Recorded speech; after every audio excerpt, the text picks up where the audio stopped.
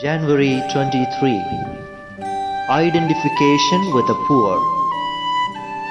I would like to become food to satisfy the hungry, clothes to cover the naked, drink to refresh the thirsty, tonic to strengthen the stomach of the weak, medicine and health to cure the infirmities of the crippled, the mutilated, the deaf and the dumb.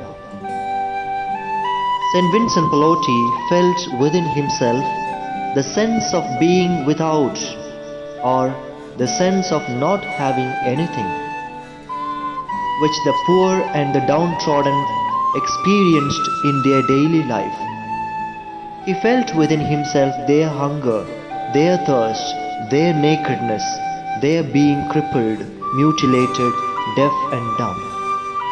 Even as a youth, St. Vincent developed a compassionate heart for the poor. He saw in them the image of God that is distorted by poverty, pain, and anguish. He wished to restore the pristine beauty of the image of God in them, not only in the spiritual sphere, but also in the material realm. He wished that every human person lived a life worthy of his status as the image of God, both in the spiritual and material aspects of his life.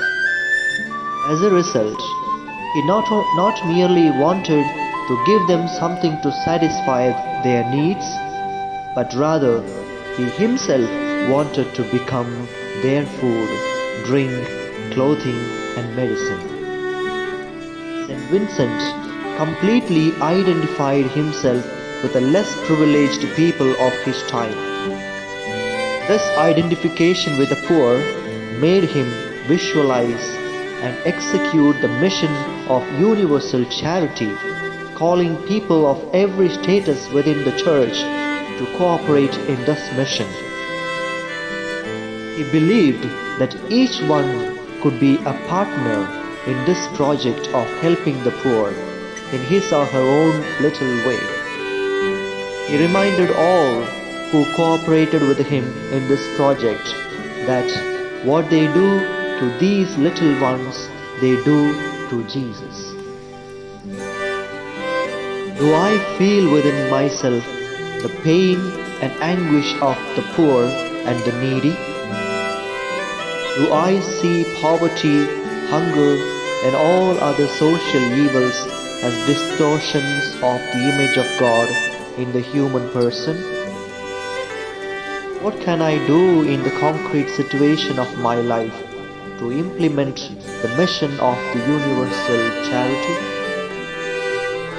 Do I realize that what I do to these little ones, I do to Jesus? Whatsoever you do to the least of my brothers, you do it unto me.